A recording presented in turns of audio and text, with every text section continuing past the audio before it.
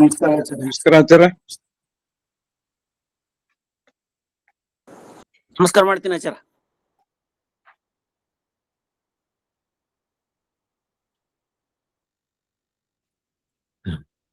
ನಮಸ್ಕಾರ ಆಚಾರ್ಯ. ಹರೇ ಶ್ರೀನಿವಾಸ.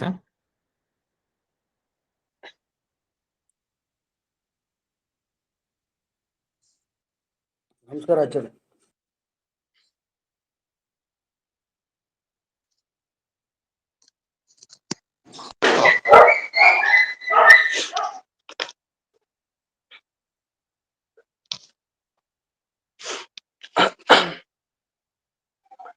ಸುಮತಿವಿರನುಮೇಯಂ ಶುಭ್ರಕಾಯಂ ಸಖಾಜಂ ಸುಖಮಜಮನಪಾಜಂ ಮುಕ್ತ್ಯುಪಾಜಂ ವಿಮಾಜಂ ನೃಹಜಮಹಮಮೇಯಂ ಧ್ಯೇಜಮಾಮ್ನಾಜಗೇಜಂ ಸದಜಮಸದಜೇಯಂ ಶ್ರೀಸಹಾಜಂ ಭಜೇಯಂ ತಪಸ್ವಾಧ್ಯಾಯ ಶುಶ್ರೂಷಾ ಕೃಷ್ಣಪೂಜಾರತಂ ಮುನಿಂ ವಿಶ್ವೇಶಮಿಷ್ಟದಂ ವಂದೇ ಪರಿವ್ರಾಟ್ ಚಕ್ರವರ್ತಿನಂ. ಶ್ರೀಗುರುಭ್ಯೋ ನಮಃ. ಹರಿಃ ಓಂ.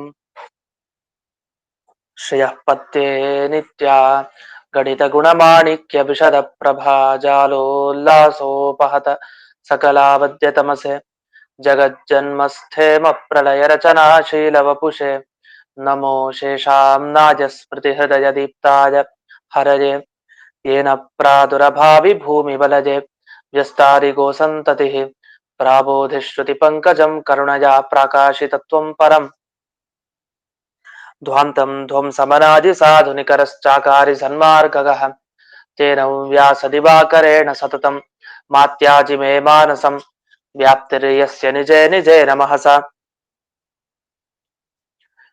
ಪಕ್ಷೇ ಸಪಕ್ಷೇ ಸ್ಥಿತಿಃ ವ್ಯಾವೃತ್ತಿಶ್ಚ ವಿಪಕ್ಷತೋಥ ವಿಷಯೇ ಸಕ್ತಿರ್ನ ವೈಬಾಧಿತೆ ನೈವಾಸ್ತಿ ಪ್ರತಿಪಕ್ಷಯುಕ್ತಿರತುಲಂ ಶುದ್ಧಂ ಪ್ರಮಾಣಂ ಸमे ಭೂಜಾತ್ ತತ್ವವಿದಿರ್ಣಜಾಯ ಭಗವಾನ್ ಆನಂದ ತೀರ್ಥೋ ಮುನಿಃ ಭವತಿ ಯದನುಭಾವಾತ್ಯೇಡ ಮೂಕೋಪಿ ವಾಗ್ಮಿ ಜಡಮತಿರಪಿ ಜಂತುರ್ಜಾಯತೆ ಪ್ರಾಜ್ಞಮೌಲಿಃ ಸಕಲ ವಚನ ಚೇತೋ ದೇವತಾ ಭಾರತೀ ಸಾ ಮಮ ವಚಸಿ ನಿಧತ್ತಾಂ ಸನ್ನಿಧಿಂ ಮಾನಸೇ ಚ ರಮಾ ನಿವಾಸೋಚಿತವಾಸ ಭೂಮಿಃ ಸಂನ್ಯಾಯ ರತ್ನಾವಲಿ ಜನ್ಮ ಭೂಮಿಃ ವೈರಾಗ್ಯ ಭಾಗ್ಯೋ ಮಮ ಪದ್ಮನಾಭತೀರ್ಥಾಮೃತಾಬ್ಧಿರ್ಭವತಾತ್ವಿಭೂತ್ಯೈ ಪದವಾಕ್ಯ ಪ್ರಮಾಣ ಜ್ಞಾನ ಪ್ರತಿವಾದಿ ಮದಚ್ಛಿರಃ ಶ್ರೀಮದಕ್ಷೋಭ್ಯತೀರ್ಥಾಖ್ಯಾನುಪತಿಷ್ಠೇ ಗುರೂನ್ ಮಮ ಶ್ರೀಮದಾನಂದತೀರ್ಥಾರಿ ಸನ್ಮನಸ್ಸರಸಿ ಭುವಿ ಅನುವ್ಯಾಖ್ಯಾನ ನಲಿನೆ ಚಂಚರೀ ಕತಿಮೇ ಮನಃ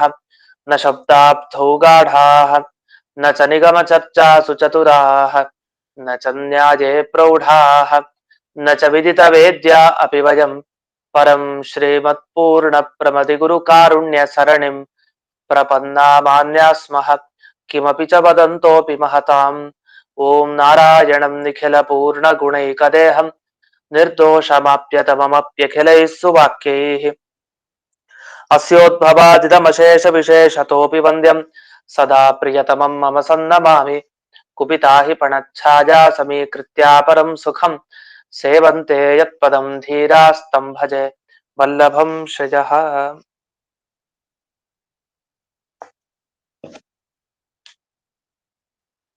ಈಗ 39ನೇ ಸುಧಾಮೂಲ. ಅದರಲ್ಲಿ ಒಂದೆರಡು ಪಂಕ್ತಿಗಳಿಗೆ ಅರ್ಥ ಹೇಳಿದ್ದೆ. ಈಗ ಬ್ರಹ್ಮ ಆಭಾಸ ಅಂತ ಶಬ್ದ ಬಳಸ್ತಾರೆ, ಪ್ರತಿಬಿಂಬ ಅಂತ ಬಳಸಲ್ಲ. ಶಾಸ್ತ್ರದಲ್ಲಿ ಹೆಚ್ಚಾಗಿ ಆಭಾಸ. ಈಗ ಪರಮಾತ್ಮನ ಆಭಾಸ ಯಾರು? ಬ್ರಹ್ಮದೇವರು. ಅಂದ್ರೆ ಏನರ್ಥ? ಪರಮಾತ್ಮನ ತರ ತೋರ್ತಾ ಇದ್ದಾರೆ ಅಂತ. ಹಾಗಲ್ಲ, ಪರಮಾತ್ಮನ ಹೋಲಿಕೆ ಇದೆ, ಜೊತೆಗೆ ಪರಮಾತ್ಮನ ಅಧೀನರಾಗಿದ್ದಾರೆ ಅಂತ ಆಭಾಸ ಶಬ್ದಕ್ಕೆ ಅರ್ಥ. ಹಾಗಾದ್ರೆ ಆಭಾಸ ಅಂದ್ರು ಪ್ರತಿಬಿಂಬ ಅಂದ್ರು ಒಂದೇ ಅರ್ಥ. ಅಥವಾ ಭಗವಂತನ ಅಧೀನರಾಗಿದ್ದೇವೆ, ಭಗವಂತನ ಹೋಲಿಕೆ ನಮ್ಮಲ್ಲಿದೆ ಅಂದ್ರೆ ಏನರ್ಥ? ನಾವು ಭಗವಂತನ ಪ್ರತಿಬಿಂಬ ಆಗಿದ್ದೀವಿ, ನಾವು ಭಗವಂತನ ಆಭಾಸ ಅನ್ನಿಸ್ಕೊಳ್ತೀವಿ ಅಂತ ಇಷ್ಟರ್ಥ. ಇಲ್ಲಿ ಪ್ರಶ್ನೆ ಬಂದಿದ್ದೇನು? ಆಭಾಸ ಅನ್ನೋ ಶಬ್ದಕ್ಕೆ ನಿಜವಾಗಿ ಈ ಬ್ರಹ್ಮನ ಅಂದ್ರೆ ಪರಮಾತ್ಮನ ಅಧೀನತೆ, ಪರಮಾತ್ಮನ ಹೋಲಿಕೆ, ಹೀಗೆ ಆ ಶಬ್ದದಿಂದ ಅರ್ಥ ಸಿಗಲ್ಲ ಅಂತ ಪ್ರಶ್ನೆ. ಅದಕ್ಕೆ ನಾವು ಉತ್ತರ ಕೊಟ್ವಿ. ಹಾಗಲ್ಲ, ಏನೋ ಒಂದು ಬೇರೆ ಪ್ರಕಾರದಿಂದ ಸಿಂಹ ಅಯಂ, ಇವನು ಸಿಂಹ, ಇವನು ಆನೆ ಅಂತೆಲ್ಲ ಹೇಗೆ ಹೇಳ್ತೀವೋ ಹಾಗೆ ಒಂದ್ ರೀತಿ ಉಪಚಾರ ಗೌಣವಾಗಿ ಅಷ್ಟೇ ಹೇಳಿದ್ದು, ಮುಖ್ಯವಾಗಿ ಆ ಶಬ್ದಕ್ಕೆ ಆ ರೀತಿ ಅರ್ಥ ಇಲ್ಲ ಅಂತ ಹೇಳಿದ್ರೆ ಅದಕ್ಕೊಂದು ಪ್ರಶ್ನೆ ಮಾಡಿದ್ರು. ನಮ್ ಕೈಲೇ ಶಬ್ದ ಬಳಸೋದು ಇರತ್ತೆ, ನಮ್ಮ ಅಧೀನ ಅದು. ನಾವ್ ಹೇಗೆ ಯಾವ ಅರ್ಥವನ್ನ ತಿಳಿಸ್ಬೇಕು ಅಂತ ಇಚ್ಛೆ ಪಟ್ಟಿದ್ದೇವೋ ಅದಕ್ಕನುಗುಣವಾಗಿ ಶಬ್ದ ಬಳಸಿದ್ರೆ ಸಾಕು. ಈಗ ನೇರವಾಗಿ ನೀನ್ ಬಾಪ ಅಂತ ಹೇಳ್ಬೇಕು ಯಾರೋ ಒಬ್ಬನಿಗೆ, ಅದಕ್ಕೇನೋ ಸುತ್ತಿ ಬಳಸಿ ಮಾತನಾಡಿ ಇಂಡೈರೆಕ್ಟ್ ಆಗಿ ಹೇಳಿದ್ರೆ ಅವ್ನ್ ಬರೋ ತರ ಬೇಕಾಗಿಲ್ಲ. ನೇರವಾಗಿ ಅವನ ಹೆಸರೇ ಹೇಳಿ ಕೂಗಿದ್ರೆ ಮುಗ್ದೋಯ್ತು. ಅದ್ರ ಬದಲು ಅವನ ಹೆಸರು ಕೂಗ್ದೇನೆ ಇನ್ನೇನೋ ಯಾವುದೋ ಒಂದು ರೀತಿಯಲ್ಲಿ ಅವನು ಬರೋ ಹಾಗೆ ಕರೆಯೋದು, ಅದೆಲ್ಲ ಉಪಯೋಗ ಇಲ್ಲ. ಅದನ್ನ ನೇರವಾಗಿ ಹೇಳ್ಬೋದಲ್ಲ, ಇಂಡೈರೆಕ್ಟ್ ಆಗಿ ಪರಂಪರೆಯ ಯಾಕೆ ಹೇಳ್ತಾ ಇದ್ದೀರಿ ಅಂತ ಇಷ್ಟು ಈ ಪ್ರಶ್ನೆಯನ್ನ ಮಾಡ್ಕೊಂಡ್ರು. ಅದಕ್ಕೆ ಉತ್ತರ ಹೇಳ್ತಾರೆ, ಹಾಗಲ್ಲ, ಇಲ್ಲಿ ನಾವು ಯೋಗವನ್ನ ಆಶ್ರಯಿಸಿದ್ದೇವೆ ಅಂತ. ಯೋಗ ವೃತ್ತಿ ಅಂತ ಕರೀತಾರೆ. ಈ ಶಬ್ದಗಳಲ್ಲಿ ಯೋಗ ವೃತ್ತಿ ಅಂತ ಒಂದಿದೆ. ಯೋಗ ವೃತ್ತಿ ಅಂದ್ರೆ ಈಗ ನಮಗೆಲ್ಲ ಹೆಸರಿದೆ, ಕೃಷ್ಣ, ರಾಮ, ಹೀಗೆಲ್ಲ ಹೆಸರು ಇಟ್ಕೊಂಡಿರ್ತೀವಿ. ವಾಸ್ತವಿಕವಾಗಿ ಈ ಹೆಸರು ಅನ್ವರ್ಥಕ ಹೆಸರು ಅಂತಿರಲ್ಲ. ಅನ್ವರ್ಥಕ ಹೆಸರು ಅಂದ್ರೆ ಏನು? ಒಬ್ರಿಗೆ ನಾಮಕರಣ ಮಾಡಿದೀವಿ ಅಂತಂದ್ರೆ ಆ ಹೆಸರಿನ ಅರ್ಥ ಏನಿದೆಯಲ್ಲ, ನಿಜವಾದ ಅರ್ಥ ಅದು ಅವರಲ್ಲಿ ಇರ್ಬೇಕು. ಅದಿಲ್ದೆ ಹೋದ್ರೆ ನಾಮಕರಣಕ್ಕೆ ಅರ್ಥ ಇಲ್ಲ, ಸುಮ್ನೆ ರೂಢಿ ಅಷ್ಟೇ. ನಾವು ನಮ್ಮ ಮಗನನ್ನ ಕರಿಬೇಕು ಅಂದ್ರೆ ಇಂಥ ಹೆಸರು, ಭಗವಂತನ ಹೆಸರಿಟ್ಟಿದೀವಿ ಅಷ್ಟೇ ಹೊರತು ಭಗವಂತನ ಹೆಸರಿಟ್ಟು ಕೂಡ್ಲೆ ಭಗವಂತನ ತರ ಏನ್ ಗುಣಗಳೇನ್ ನಮ್ಮಲ್ಲಿಲ್ಲ. ಆದ್ರೂ ಭಗವಂತನ ಹೆಸರು ಅವನ ಸ್ಮರಣೆ ಬರ್ಲಿ ಅಂತ ಹೆಸರಿಟ್ಟಿರ್ತೀವಿ. ಅಂತೂ ಒಟ್ಟು ಯಾರ್ದೇ ನಾವೇನ್ ಹೆಸರಿಡ್ತೀವಿ ಅಂತ ಹೆಸರಿಡೋದಕ್ಕೆ ನಿಜವಾಗಿ ಕಾರಣ ಬೇರೆ ಏನೋ ಒಂದು ಪುಣ್ಯನೋ ಇತ್ಯಾದಿಗಳು ಅಷ್ಟೇ ಹೊರತು ಆ ಶಬ್ದಕ್ಕೆ ನಿಜವಾಗಿ ಆ ವ್ಯಕ್ತಿಯಲ್ಲಿ ಅರ್ಥನೇ ಇರಲ್ಲ. ಈಗ ಉದಾಹರಣೆಗೆ ಕ್ಷೀರಸಾಗರ ಭಟ್ಟ ಅಂತ ಒಬ್ಬನ ಹೆಸರಿತ್ತಂತೆ, ಕ್ಷೀರಸಾಗರ ಭಟ್ಟ ಅಂತ. ಕ್ಷೀರಸಾಗರ ಭಟ್ಟ ಅಂದ್ರೆ ಅರ್ಥ ಕ್ಷೀರ ಸಮುದ್ರ ಅಂತ ಅರ್ಥ. ಅವನ ಹೆಸರಿಟ್ಕೊಂಡ ಕ್ಷೀರ ಸಮುದ್ರ ಭಟ್ಟ ಅಂತ ಹೇಳಿದಾಗ ಆಯ್ತು ಕ್ಷೀರಸಾಗರ ಭಟ್ಟ ಅಂತ. ಆದ್ರೆ ಅವನಿಗೆ ಒಂದು ಲೋಟ ಹಾಲು ಕುಡಿಲಿಕ್ಕೂ ಕೂಡ ಕಷ್ಟ ಆಗಿತ್ತು ಮನೆಯಲ್ಲಿ. ಆದ್ರೆ ಕ್ಷೀರಸಾಗರ ಭಟ್ಟ ಅಂತ ಅವನ ಹೆಸರು. ಅಂದ್ರೆ ಈ ತರ ಆಗತ್ತೆ, ಹೆಸರು ಇಟ್ಕೊಳ್ಳೋದಕ್ಕೂ ಇರೋ ಅವಸ್ಥೆಗೂ ವ್ಯತ್ಯಾಸ. ಇಂಥ ಶಬ್ದಗಳಾದ್ರೆ ಇದನ್ನ ಯೌಗಿಕ ಶಬ್ದ ಅಂತ ಕರೆಯಲ್ಲ, ಅದಕ್ಕೊಂದು ಹೆಸರು ರೂಢಿ ಅಂತ ಕರಿತೀವಿ. ರೂಢಿ ಹೊತ್ತಿಂದ ಇವ್ರ ಹೆಸರಿಟ್ಟಿದ್ದಾರೆ, ಅದನ್ನ ಕರ್ಕೊಂಡ್ ಬಂದಿದೀವಿ ಅಷ್ಟೇ. ಇದು ರೂಢಿ ಶಬ್ದ ಅಂತ ಕರಿತೀವಿ ಇಂಥ ಶಬ್ದನ. ನಮ್ಮ ಶಬ್ದ ಎಲ್ಲ ಸಾಮಾನ್ಯವಾಗಿ ರೂಢಿ ಶಬ್ದ ಆಗಿರತ್ತೆ, ಆದ್ರೆ ಯೌಗಿಕ ಶಬ್ದ ಆಗ್ಬೇಕು ಅಂದ್ರೆ ನಿಜವಾಗಿ ಅರ್ಥ ಅನ್ವಯಿಸ್ಬೇಕು. ಉದಾಹರಣೆಗೆ ಕೃಷ್ಣ ಅಂತ ಶಬ್ದ ಇದೆ. ಕೃಷ್ಣ ಅಂತ ಭಗವಂತನಿಗೆ ಯಾಕೆ ಶಬ್ದ? ಅದು ಭೂಮಿಗೆ ಬಂದಾಗ ಎಲ್ಲರಿಗೂ ಸುಖ ಕೊಟ್ಟಂತೆ ಕೃಷ್ಣ. ಕೃಷಿ ಅಂತಂದ್ರೆ ಭೂಮಿ ಅಂತ ಅರ್ಥ. ಭೂಮಿಗೆ ಬಂದಾಗ ಅವನಿಂದ ಎಲ್ರೂ ಸುಖ ಪಡೆದ್ರು, ಅಸುರರ ಸಂಹಾರ ಆಯ್ತು, ಶಿಷ್ಟರ ರಕ್ಷಣೆ ಆಯ್ತು. ಆದ್ರಿಂದ ಅವನಿಗೆ ಕೃಷ್ಣ ಅಂತ. ಈ ತರ ಯಾರ ಕೃಷ್ಣ ಅಂತ ಹೆಸರಿಟ್ಕೊಂಡ್ರು ಅದರ ಅರ್ಥವೇ ಇಲ್ಲ. ಇನ್ನು ರಾಮ ಅಂತ, ಅಂದ್ರೆ ರಾಮ ಅಂತ ಯಾರಿಗೂ ಹೆಸರಿಟ್ಟಿರೋದು, ರಾಮಚಂದ್ರ ಅಂತ ಎರಡೆರಡು ಹೆಸರು ಬೇರೆ ಸೇರಿಕೊಂಡು ರಾಮಚಂದ್ರ, ಶ್ರೀರಾಮ ಜೊತೆಗೆ ಚಂದ್ರ, ಅದು ಶ್ರೀರಾಮನೆಂಬ ಚಂದ್ರ ಅಂತ ಅವನಿಗೆ, ಶ್ರೀರಾಮಚಂದ್ರನಿಗೆ ಸರಿ. ಇವರು ಚಂದ್ರನ ತರ ಇರ್ಬೇಕು ಅಂತನೂ ಇಲ್ಲ. ಮತ್ತೆ ರಾಮ ಅಂದ್ರೆ ಏನು? ಎಲ್ಲರ ಒಳಗಡೆ ಎದ್ದು ಕ್ರೀಡೆ ಮಾಡ್ತಾ ಇರ್ತಾನೆ ಅಂತರ್ಯಾಮಿಯಾಗಿ. ಹಾಗೆ ಇವ್ರು ಅಂತರ್ಯಾಮಿಯಾಗಿರ್ತಾರ? ಇಲ್ಲ. ಈ ರೀತಿ ಹೆಸರಿಡೋದಕ್ಕೂ ನಿಜವಾಗಿ ಅರ್ಥಕ್ಕೂ ಹೊಂದಾವಣಿಕೆನೇ ಇರಲ್ಲ. ಆದ್ರೆ ಇಲ್ಲಿ ಆಭಾಸ ಅನ್ನೋ ಶಬ್ದ ಹಾಗಲ್ಲ. ಆಭಾಸ ಅನ್ನೋ ಶಬ್ದವನ್ನ ಒಡೆದು ಅರ್ಥ ಹೇಳಿದ್ರೆ ಆಗ ನಮಗೆ ಈ ಎರಡು ಅರ್ಥ ಸಿಗತ್ತೆ. ಅಂದ್ರೆ ಪರಮಾತ್ಮನ ಅಧೀನ, ಪರಮಾತ್ಮನ ಹೋಲಿಕೆ, ಈ ಎರಡು ಅರ್ಥ ಸಿಗತ್ತೆ. ಆದ್ರಿಂದ ಇದು ಸಾರ್ಥಕ, ಅನ್ವರ್ಥಕ ಹೆಸರು. ಅಂದ್ರೆ ಅರ್ಥ ಹೇಗಿದೆಯೋ ಅದಕ್ಕನುಗುಣವಾಗಿ ಶಬ್ದ ಬಳಸಿದ್ದಾರೆ. ಸುಮ್ನೆ ಶಬ್ದ ರೂಢಿ ಅಲ್ಲ, ಸುಮ್ನೆ ಬಳಕೆಗೋಸ್ಕರ ಮಾಡಿದ್ದಲ್ಲ. ಇದು ಸಾರ್ಥಕವಾದ ಶಬ್ದ. ಅದನ್ನ ಯೌಗಿಕ ಶಬ್ದ ಅಂತ ಕರೀತಾರೆ ಶಾಸ್ತ್ರದಲ್ಲಿ. ಯೋಗ ಅಂದ್ರೆ ಸಂಬಂಧ. ಅಂದ್ರೆ ಒಂದು ಶಬ್ದ ತಗೊಂಡ್ರೆ ಅದರಲ್ಲಿ ಎರಡು ಭಾಗ ಇರುತ್ತೆ, ಎರಡು ಭಾಗವನ್ನು ಒಡೆದು ಅದಕ್ಕೆ ಅರ್ಥ ಹೇಳಿ ಅದು ಹೊಂದಾವಣಿಕೆ ಆಗೋದಿದ್ರೆ ಅದನ್ನ ಯೌಗಿಕ ಶಬ್ದ ಅಂತ ಕರಿತೀವಿ. ಇಷ್ಟು ಇದು ನಾವು ಈ ಶಬ್ದಗಳ ಹಿನ್ನೆಲೆಯನ್ನ ತಿಳ್ಕೊಳ್ಬೇಕು. ಶಾಸ್ತ್ರದಲ್ಲಿ ಸಾಮಾನ್ಯವಾಗಿ ಶಬ್ದದ ಬಗ್ಗೆ ಜಾಸ್ತಿ ಚರ್ಚೆ ಮಾಡ್ತಾರೆ. ಈಗೆಲ್ಲ ವಾಕ್ಯಾರ್ಥ ಅಂತ ಹೇಳ್ತೀವಲ್ಲ, ಅದೇ ವಾಕ್ಯದ ಅರ್ಥ ಏನು, ವಾಕ್ಯ ಶಬ್ದ, ಪ್ರತಿಯೊಂದು ಶಬ್ದಗಳೇನ್ ಬರುತ್ತೆ, ಪ್ರತಿಯೊಂದು ವಾಕ್ಯ ಏನ್ ಬರುತ್ತೆ ಅದ್ರ ಬಗ್ಗೆ ಜಾಸ್ತಿ ಚರ್ಚೆಗಳು ನಡೀತಾ ಇರುತ್ತೆ. ಇದ್ರ ಬಗ್ಗೆನೆ ತುಂಬಾ ಉಲ್ಲೇಖ ಮಾಡ್ತಾರೆ. ಸಾಮಾನ್ಯವಾಗಿ ನಾವು ಬಳಸೋ ಲೌಕಿಕ ಶಬ್ದಗಳನ್ನ ನಾವಿಷ್ಟು ಯೋಚನೆ ಮಾಡಲ್ಲ, ಬಿಟ್ಬಿಡ್ತೀವಿ. ಏನೊಂದ್ ಬಳಸ್ತಾ ಇದೀವಿ, ನಮ್ಗೆ ಅರ್ಥ ಆದ್ರೆ ಸಾಕು, ಮುಂದಿರೋನ್ಗೆ ಅರ್ಥ ಆದ್ರೆ ಸಾಕು, ನಮ್ಗೇನು ಅದು ಏನ್ ಶಬ್ದ ಬಳಸಿದ್ರು ಅವ್ನಿಗೆ ಅರ್ಥ ಆದ್ರೆ ಸಾಕು ಅಷ್ಟೇ, ಇದು ಉದ್ದೇಶ ಇರುತ್ತೆ. ಆದ್ರೆ ಶಾಸ್ತ್ರದಲ್ಲಿ ಹಾಗಲ್ಲ. ಒಂದು ಶಬ್ದ ಬಳಸ್ತಾರೆ ಅಂದ್ರೆ ತುಂಬಾ ಯೋಚನೆ ಮಾಡಿ ಏನೋ ಆಕ್ಷೇಪಕ್ಕೆ ಅವಕಾಶ ಇಲ್ಲದ ರೀತಿಯಲ್ಲಿ ಬಳಸ್ತಾ ಇರ್ತಾರೆ. ಪ್ರಕೃತ ಇಲ್ಲಿ ಆಭಾಸ ಶಬ್ದಕ್ಕೆ ಬಂದಿದೀವಿ. ಈಗ ಅನುವ್ಯಾಖ್ಯಾನ ಶ್ಲೋಕ ನೋಡೋಣ. ತತ ಆಭಾಸತೆ ನಿತ್ಯಂ ತದ್ವದಾಭಾಸತೆಪಿ ಚ ಭಾನಮಸ್ತಿತ್ವಮಪಿ ಚೈ ವಾಸಮಂತಾದ್ಯತಸ್ತತಃ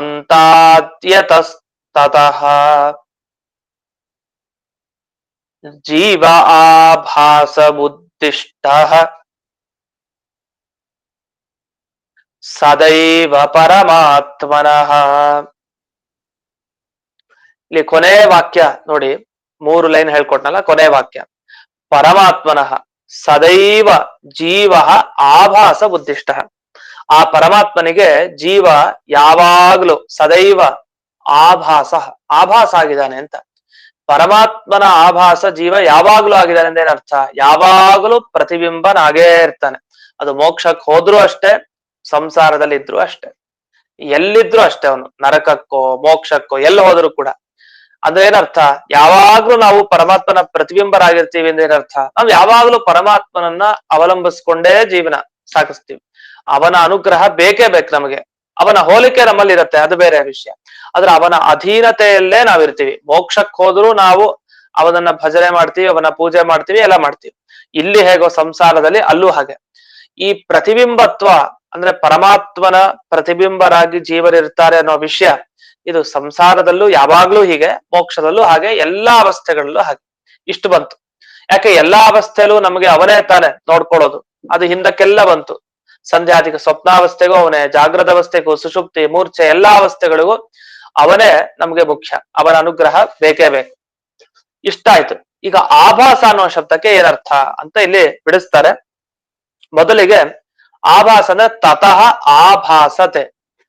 ತತಃ ಅಂದ್ರೆ ಆ ಶ್ಲೋಕಕ್ಕೆ ಅರ್ಥ ಹೇಳ್ತಾ ಇದೀನಿ. ಪರಮಾತ್ಮ ಇರೋದ್ರಿಂದ ನಾವೆಲ್ಲ ತೋರ್ತಾ ಇದೀವಿ ಅಂತ. ಈ ತರ ನಮ್ಗೆ ಅರ್ಥ ಅನ್ಸತ್ತಿದು. ನಿಜವಾಗಿ ಪರಮಾತ್ಮ ಇರೋದ್ರಿಂದ ನಮ್ಗೆಲ್ಲ ವಸ್ತುಗಳ ಜ್ಞಾನ ಬರ್ತಾ ಇದೆ.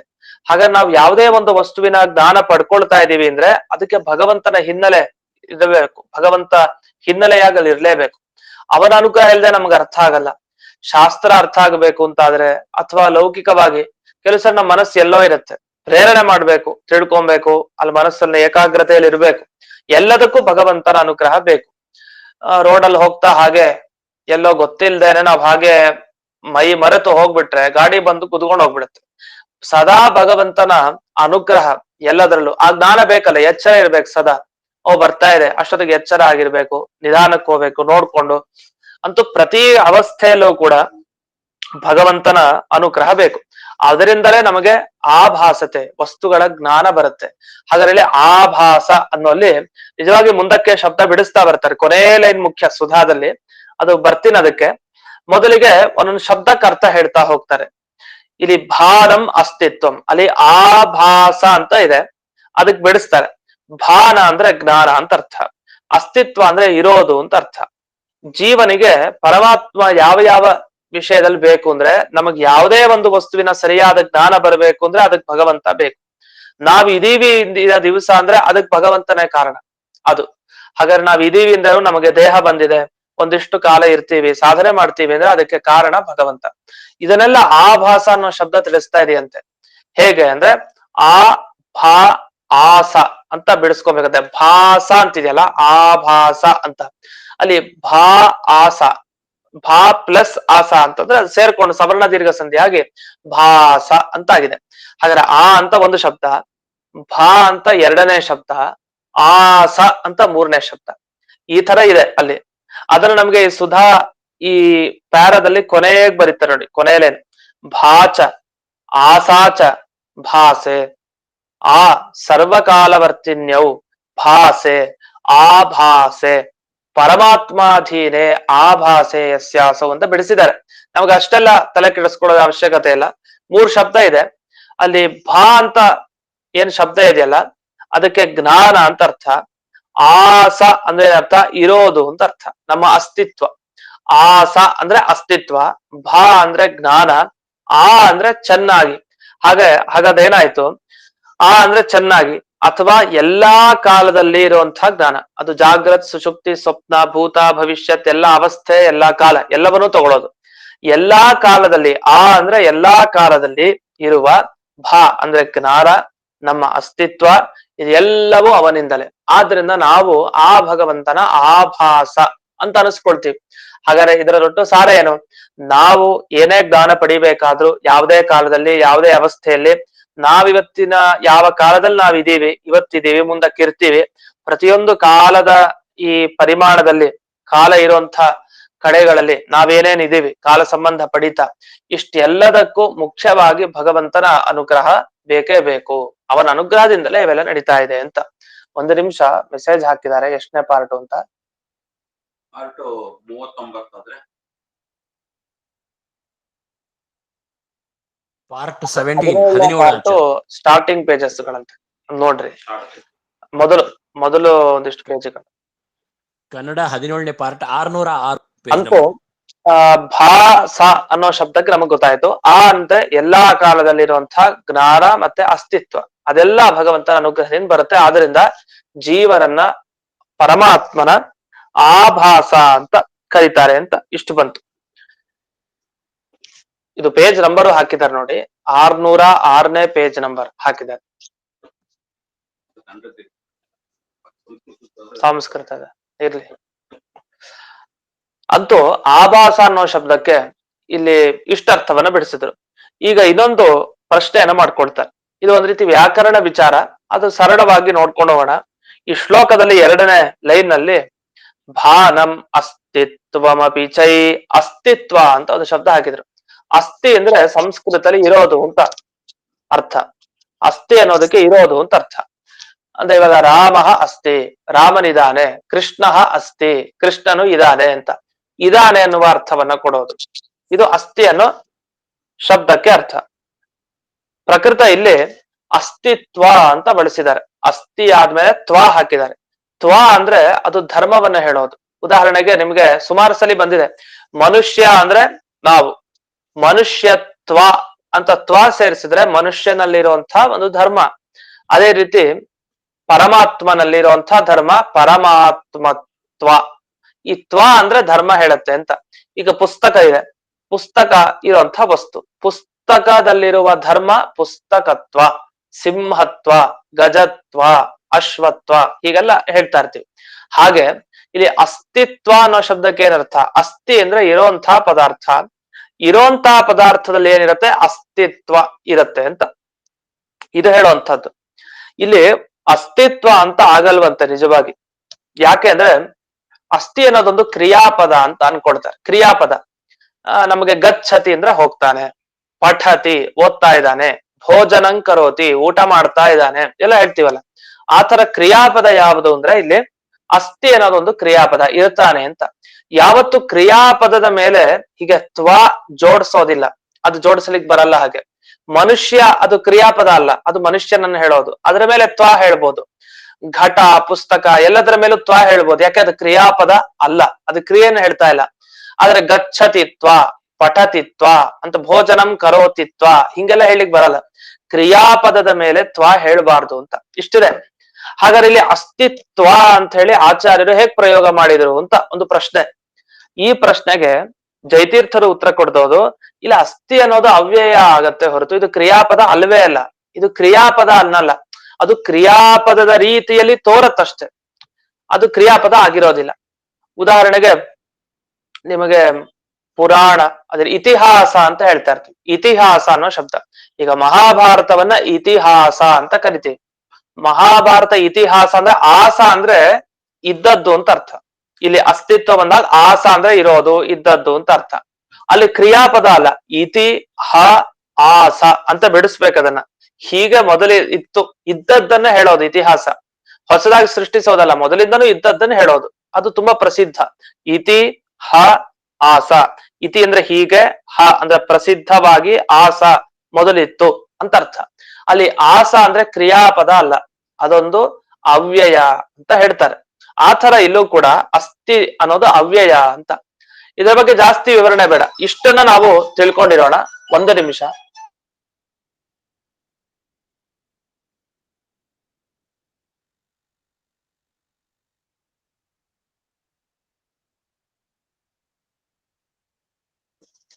ಅಂತೂ ಅಸ್ತಿತ್ವ ಅನ್ನೋದೇನಿದೆ, ಅಸ್ಥಿ ಅನ್ನೋದೊಂದು ಅವ್ಯಯ, ಅದ್ರ ಮೇಲೆ ತ್ವ ಹೇಳ್ಬಹುದು, ಅವ್ಯಯ ಆದ್ರೆ ತೊಂದ್ರೆ ಇಲ್ಲ ಅಂತ ಇಷ್ಟು ಬಂತು. ಈ ಆಸಮಂತಾದ್ ಯತಸ್ತತಃ ಅಂತ, ಆಸಮಂತಾದ್ ಅಂದ್ರೆ ಆ ಅನ್ನೋ ಶಬ್ದ ಇದೆಯಲ್ಲ, ಆಭಾಸ ಅನ್ನೋಲ್ಲಿ ಆ ಅನ್ನೋದಕ್ಕೆ ಸಮಂತ ಅಂದ್ರೆ ಪರಿಪೂರ್ಣವಾಗಿ ಅಂತ ಅರ್ಥ ಅಂತ. ಇದರಲ್ಲಿ ನಮಗೆ ಸಂಸ್ಕೃತ ಶಬ್ದಗಳಿಗೆ ಪ್ರತಿಯೊಂದು ಜಯತೀರ್ಥರು ಅರ್ಥ ಬಿಡಿಸ್ತಾ ಇದ್ದಾರೆ.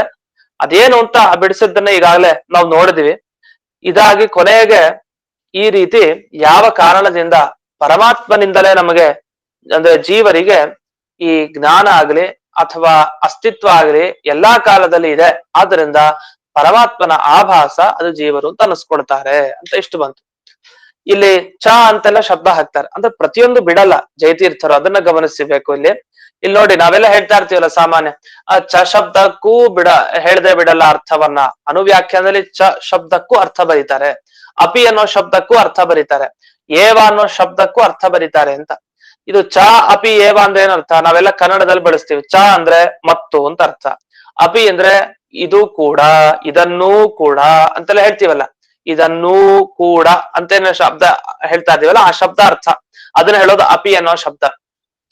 ಏವ ಅಂದ್ರೆ ಅರ್ಥ ಮಾಡ್ಲೇಬೇಕು, ನಿಶ್ಚಯವಾಗಿ ಹೇಳೋದು ಮಾಡ್ಲೇಬೇಕು ಅಂತ ಹೇಳ್ತಾ ಇರ್ತೀವಲ್ಲ, ಕರ್ತವ್ಯಮೇವ, ಸಂಧ್ಯಾ ವಂದನಂ ಕರ್ತವ್ಯಮೇವ, ಮಾಡ್ಲೇಬೇಕು ಅಂದ್ರೆ ಈ ತರ ಏವ ಚ ಅಪಿ ಅನ್ನೋ ಶಬ್ದ ಅದು ಸಾಮಾನ್ಯವಾಗಿ ಒಂದೇ ಅರ್ಥ ಇರಲ್ಲ. ಒಂದೊಂದು ಸಂದರ್ಭದಲ್ಲಿ ಆಚಾರ್ಯರು ಬಳಸಿದಾಗ ಒಂದೊಂದು ಅರ್ಥ ಇರುತ್ತೆ, ಬೇರೆ ಬೇರೆ ಬೇರೆ ಅರ್ಥ.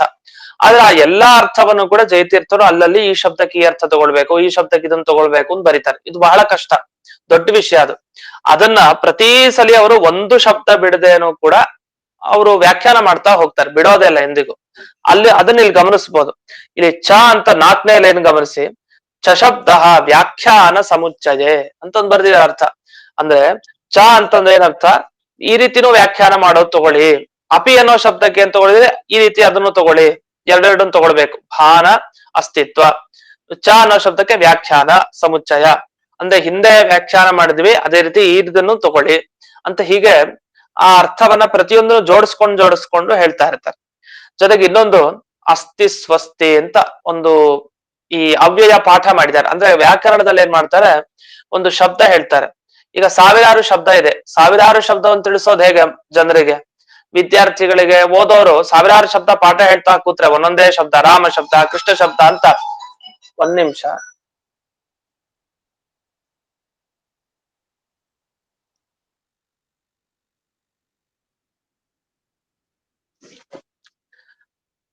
ಹೀಗೆ ಸಾವಿರಾರು ಶಬ್ದಗಳನ್ನ ಪ್ರತಿಯೊಂದು ಶಬ್ದಗಳನ್ನ ಹೇಳ್ತಾ ಹೋದ್ರೆ ಆಗ ಮುಗಿಯೋದೇ ಇಲ್ಲ. ಅದಕ್ಕೊಂದು ವ್ಯಾಕರಣದಲ್ಲಿ ಒಂದು ಮಾತನ್ನ ಹೇಳ್ತಾನೆ ಪತಂಜಲಿ. ಹಿಂದೆ ಬೃಹಸ್ಪತ್ಯಾಚಾರ್ಯರು ಇಂದ್ರದೇವರಿಗೆ ಪಾಠ ಶುರು ಮಾಡಿದ್ರಂತೆ, ಅದು ವ್ಯಾಕರಣ ಪಾಠ ಶುರು ಮಾಡಿದ್ರಂತೆ ಬೃಹಸ್ಪತ್ಯಾಚಾರ್ಯರು ಇಂದ್ರದೇವರಿಗೆ. ಒಂದೊಂದೇ ಶಬ್ದ ಹೇಳ್ಕೊಳ್ಲಿಕ್ಕೆ ಶುರು ಮಾಡಿದ್ರಂತೆ. ಮೊದಲು ರಾಮ ಶಬ್ದ, ಈ ತರನೇ ಒಂದೊಂದ್ ಶಬ್ದ ಹೇಳ್ತಾ ಶುರು ಮಾಡಿದ್ರು. ಅಲ್ಲ, ಮೊದಲು ರಾಮ ಶಬ್ದ ಅಂತ ಏನ್ ಬರಲಿಲ್ಲ, ಅಂತೂ ಪ್ರತಿಯೊಂದು ಶಬ್ದ, ರಾಮ ಅನ್ನೋದು ಪ್ರಸಿದ್ಧ ಶಬ್ದ, ಅದನ್ನು ಶುರು ಮಾಡಿದ್ದಾರೆ. ಅದು ಶುರು ಮಾಡಿದ್ರೆ ಒಂದೊಂದೇ ಶಬ್ದ ಹೇಳ್ಕೊಡ್ಲಿಕ್ಕೆ 1000 ವರ್ಷ ಆಯ್ತಂತೆ. 1000 ವರ್ಷ ಆದ್ರೂ ಕೂಡ ಇಂದ್ರದೇವರಿಗೆ ವ್ಯಾಕರಣ ಪಾಠವನ್ನ ಬೃಹಸ್ಪತ್ಯಾಚಾರ್ಯರು ಮುಗಿಸ್ಲಿಕ್ಕೆ ಸಾಧ್ಯ ಆಗ್ಲಿಲ್ಲ. ಅದು ಮುಗಿಲೇ ಇಲ್ವಂತೆ ಕೊನೆಗೂ ಅಂತ. ಇದನ್ನ ಪತಂಜಲಿ ತನ್ನ ಮಹಾಭಾಷ್ಯದಲ್ಲಿ ಉಲ್ಲೇಖ ಮಾಡ್ತಾನೆ. ಅಂದ್ರೆ ಏನರ್ಥ, ವ್ಯಾಕರಣ ಪಾಠ ಹೇಳ್ಬೇಕು ಅಂದ್ರೆ ಒಂದೊಂದೇ ಶಬ್ದ ಹಿಡ್ಕೊಂಡ್ ಪಾಠ ಹೇಳ್ತಾ ಇದ್ರೆ ಅದು ಕೊನೆಗೂ ಅದು ಮುಗಿಯೋದೇ ಇಲ್ಲ. ಮತ್ ಏನ್ ಮಾಡ್ಬೇಕು ಅಂದ್ರೆ ಒಂದು ಶಬ್ದ ತೋರಿಸ್ಬೇಕು, ನೋಡು ಈ ಶಬ್ದ ಈ ರೀತಿ ನಡೆಯುತ್ತೆ, ಈ ಶಬ್ದ ಹೀಗ್ ತಿಳ್ಕೊಳ್ಳಿ, ಇದೇ ತರ ಇನ್ನೆಲ್ಲಾ ಶಬ್ದನೂ ತಿಳ್ಕೊಳ್ಳಿ ಅಂತ ದಿಕ್ಪ್ರದರ್ಶನ ಮಾಡ್ಬೇಕು. ಈ ತರ ಇನ್ ಮುಂದಕ್ಕೆ ತಿಳ್ಕೊಳ್ಳಿ ಅಂತ ಪ್ರತಿಯೊಂದನ್ನು ಉಪದೇಶ ಮಾಡ್ತಾ ಕೂತ್ರೆ ಅದು ಮುಗಿಯೋದೇ ಇಲ್ಲ ಕೊನೆಗೂ. ಅದಕ್ಕೇನ್ ಮಾಡ್ಬೇಕು, ಒಂದಿಷ್ಟು ಕೊಟ್ಟು ಇನ್ಮೇಲೆ ಇದು ಈ ರೀತಿ ತಿಳ್ಕೊಳ್ಳಿ ನೀವು ಅಂತ ಹೀಗೆ ಉಪದೇಶ ನೀಡುವಂತ ಅಗತ್ಯ ಇದೆ. ಆ ತರ ಇಲ್ಲೂ ಅಸ್ಥಿ ಸ್ವಸ್ತಿ, ಅಸ್ಥಿ ಅಂದ್ರೆ ಸ್ವಸ್ತಿ ಅಂತ ಹೇಳ್ತಾ ಇರ್ತೀವಿ, ನಿಮ್ಗೆ ಒಳ್ಳೇದಾಗ್ಲಿ ಅಂತ, ಸ್ವಸ್ತಿ ಭೂಯಾತ್, ಆ ತರ ಅಸ್ಥಿ ಅಂತ, ಇದೆಲ್ಲ ಅವ್ಯಯ ಅಂತ ಇದನ್ನ ಕರೀತಾರೆ. ಇಂಥ ಅವ್ಯಯವನ್ನ ಇಲ್ಲಿ ಆಚಾರ್ಯರು ಬಳಸಿದ್ದಾರೆ ಅಂತ ಇಷ್ಟು ಬಂತು. ಈ ಪ್ಯಾರ ಪೂರ್ಣ ಮುಕ್ತಾಯ ಆಗಿದೆ. ಮತ್ತೆ ಏವ ಅಂತ ಒಂದು ಬಳಸಿದ್ದಾರೆ, ಭಾನಮಸ್ತತ್ವ ಪಿಚೈವ ಏವ ಅಂತ. ಆ ಏವ ಶಬ್ದ ಅಂದ್ರೆ ತತ ಏವ, ಆ ಪರಮಾತ್ಮನಿಂದಲೇ ಅಂತ. ಆ ಏವ ಅನ್ನೋದನ್ನ ಅಲ್ಲಿ ಒತ್ತಿ ಹೇಳ್ಬೇಕು, ಪರಮಾತ್ಮನಿಂದ ನಮಗೆ ಜ್ಞಾನ ಬರುತ್ತೆ. ಇಷ್ಟೇ ಹೇಳಿದ್ರೆ ಅದ್ ಮಹಿಮೆ ಹೇಳ್ದಂಗ ಆಗ್ಲಿಲ್ಲ. ನಮ್ಮಲ್ಲಿರೋ ಜ್ಞಾನ ಆಗ್ಲಿ, ನಮ್ಮಲ್ಲಿರೋ ಅಸ್ತಿತ್ವ ಆಗ್ಲಿ, ಅದು ಪರಮಾತ್ಮನಿಂದಲೇ ಅಂತಂದ್ರೆ ಅವನಿಂದಲೇ ಅಂದ್ರೆ ಅವನನ್ನ ಬಿಟ್ಟು ನಮಗೇನು ಇಲ್ಲ, ಅನ್ನೋ ಅರ್ಥ ತೋರುತ್ತೆ. ನಾವು ಅವನಿಂದಲೇ ಬದುಕಿದೀವಿ ಅಂತ ಹೇಳೋದಕ್ಕೂ ನಾವು ಅವನಿಂದ ಬದುಕಿದೀವಿ ಅನ್ನೋದಕ್ಕೂ ವ್ಯತ್ಯಾಸ ಇದೆ. ಅವನಿಂದಲೇ ಅಂದ್ರೆ ಮತ್ತೊಬ್ಬರಿಲ್ಲ, ನಿಜವಾಗ ಅವನೊಬ್ಬನೇ. ಅವನಿಂದ ಅಂದ್ರೆ ಅವನು ಒಬ್ಬ ಅನ್ನೋ ಅರ್ಥನೂ ಬಂದ್ಬಿಡುತ್ತೆ. ಅದರಿಂದ ಏವ ಒತ್ತಿ ಹೇಳೋದಕ್ಕೂ ಒಂದು ಅರ್ಥ ಇದೆ. ಅದನ್ನ ಮತ್ತೆ ಇಲ್ಲಿ ಸ್ಫುಟಪಡಿಸಿದ್ದಾರೆ. ಹೀಗೆ ಈ ಪ್ಯಾರ ಮುಗೀತು. ಮತ್ತೆ ಮುಂದೆ 40ನೇ ಪ್ಯಾರ, ಅದ್ರ ಮತ್ತೆ ನಾಳೆ ದಿವಸ ನೋಡೋಣ ಅಂತ ಹೇಳ್ತಾ ಇಂದಿನ ಪಾಠವನ್ನ ಅಸ್ಮದ್ ಗುರುವಂತರ್ಗತ ವ್ಯಾಸತೀರ್ಥ ಗುರುವಂತರ್ಗತ ಭಾರತೀ ರಮಣ ಮುಖ್ಯ ಪ್ರಾಣಾಂತರ್ಗತ ಶ್ರೀವನ್ಮೂಲ ಗೋಪಾಲ ಕೃಷ್ಣನಿಗೆ ಅರ್ಪಣೆ ಮಾಡ್ತೇನೆ. ಶ್ರೀಕೃಷ್ಣ ಅರ್ಪಣಮಸ್ತು. ನಮಸ್ಕಾರ ಆಚಾರ್ಯ. ಹರೇ ಶ್ರೀನಿವಾಸ. ನಮಸ್ಕಾರ ಮಾಡಿ. ನಮಸ್ಕಾರ ಆಚಾರ್ಯ. ನಮಸ್ಕಾರ ಆಚಾರ್ಯ. ಆಚಾರ್ಯ, ನಮಸ್ಕಾರ ಆಚಾರ್ಯ. ಭಗವಂತನ ಮಾಯಾಶಕ್ತಿ ಅಂತಂದ್ರೆ ಅದೇ ತ್ವಯೋಪಭುಕ್ಸೃಗಂಧಃ ವಾಸೋಲಂಕಾರ ಚರ್ಚಿತ ಉಚ್ಚಿಷ್ಟ ಭೋಜನಂ ದಾಸ ತವ ಮಾಯಾಂ ಜಯ ಅಂದ್ರೆ ಅದೇ ಮಾಯಾಶಕ್ತಿನೇ ನಾನು ಗೆಲ್ಲುತ್ತೀನಿ ಅನ್ನೋದು, ಅದೇ ಮಾಯಾಶಕ್ತಿನೇ ಇಲ್ಲಿ ಉಲ್ಲೇಖ ಮಾಡ್ತಾರೆ. ಹೌದಾಚಾರ್ಯ? ಕರೆಕ್ಟ್ ಕರೆಕ್ಟ್ ಹೌದು, ಸರಿ ಇದೆ. ಹೌದಾಚಾರ್ಯ. ಸಾಷ್ಟಾಂಗ ನಮಸ್ಕಾರ. ಸರಿ. ನಮಸ್ಕಾರ ಆಚಾರ್ಯ.